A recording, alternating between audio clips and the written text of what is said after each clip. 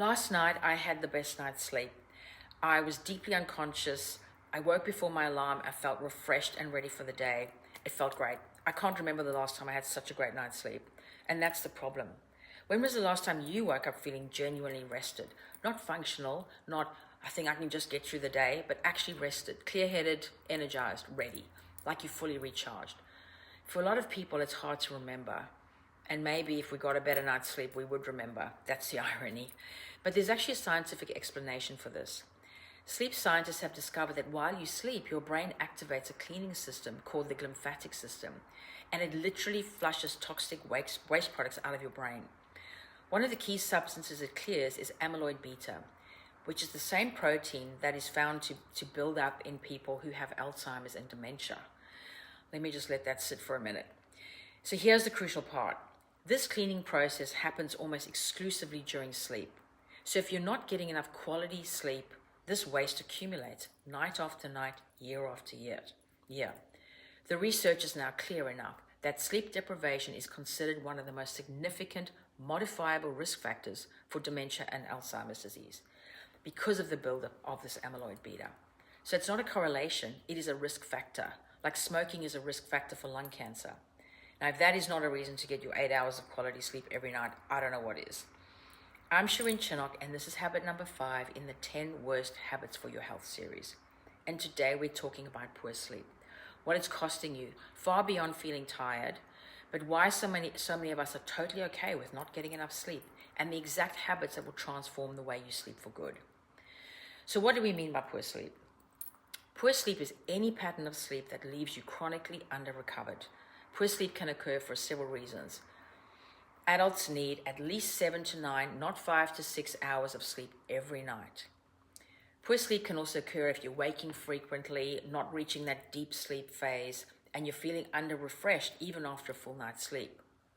Another factor could be inconsistent sleep, widely different bedtimes and wake times that confuse your body clock. Another reason, sleep that's chemically disrupted by alcohol, caffeine, medication, or screens. And before anyone says, I function fine in 6 hours, the research is unambiguous. The vast majority of people who believe they've adapted to short sleep have actually simply adapted to feeling suboptimal. So we've normalized exhaustion. So what is sleep actually for? We think of sleep as the absence of activity, but it's actually one of the most biologically active periods in the day. While you sleep, your brain is not resting, it's working. It's consolidating everything you've learned during the day, moving information from short-term to long-term memory. And this is why a good night's sleep after studying is something that really dramatically improves retention. I can honestly say that this is 100% true. I play the piano, and when I'm practicing and hammering away on a difficult piece, I find that after a really good night's sleep and I wake up in the morning, I can just play that piece. It's really cool, and it really reaffirms how that consolidation happens overnight. So we know that sleep is linked to learning by way of consolidation and memory, but there are many other benefits that you maybe don't know about, so I'd like to just go through a few of them. Once again, just to reiterate the connection between sleep and preventing dementia and Alzheimer's, I'll leave that there. Or to be more direct, if you are over 50 and you're sleeping less than 6 hours a day, you are 30% higher risk of developing Alzheimer's and dementia. 30%. So, connection number 1, sleep prevents the buildup of brain plaque. That is a huge benefit. The other link I want you to know about is the link between sleep and weight management. Most of us think weight management is a 2-part equation, diet and exercise. But sleep is actually a critical third pillar that is almost universally overlooked. When you don't sleep enough, ghrelin, the hunger hormone, rises, and leptin, the fullness hormone, falls. So you're actually hungrier, you're less satisfied when you eat, and you're craving specifically high-calorie, high-fat, sugary foods. Clearly, we want these hormones to work the other way around. But it gets worse, because sleep deprivation also dulls your prefrontal cortex, which governs impulse control and decision-making. Research shows that sleep-deprived people consume about 385 extra calories per day. That's an entire meal. And on top of that, there's also the impact of chronically elevated cortisol levels on fat storage as a result of not getting your 8 hours. Connection number 3, the link between sleep and mental health. Have you ever noticed how everything feels harder after a bad night? The small things feel bigger, the irritation feels more personal. That's not just tiredness, that's neurobiology. Even one night of poor sleep makes your amygdala, the brain's threat detection center, up to 60% more reactive, so you're more easily triggered. Connection number 4 is the link between sleep and physical recovery. Sleep is when your body repairs. Your growth hormone releases primarily during sleep. Muscles start to repair and strengthen. So if you're exercising hard and sleeping badly, you're undermining your sessions. That's pretty compelling. I just want to take a minute now to have a chat about what has happened to our sleep over the last few decades. So the modern world has systematically dismantled all the conditions that sleep has evolved to require. When our caveman days, the sun won't go down, our darkness arrives, melatonin releases, we fall asleep. Simple. Then we invented artificial light. The blue spectrum of light from our phones and laptops directly suppresses melatonin production. So your brain can't distinguish between screen light and sunlight. So when you're scrolling late at night, your brain thinks it's midday. Melatonin is delayed and you feel wide awake, so you go to bed later. Then we have also in our culture the glorification of busyness. Sleep is framed as laziness.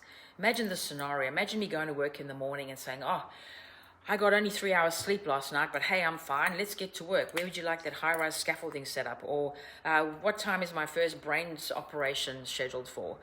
It's irresponsible and it's dangerous. Okay, I think I've made the point. So how do we fix it quickly? Not next week, right now.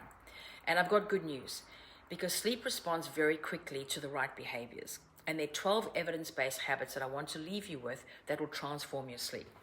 But before I do, please make a note to go and watch my podcast episode with the sleep scientist, Chris Bunny, where he talks a lot about these sorts of things.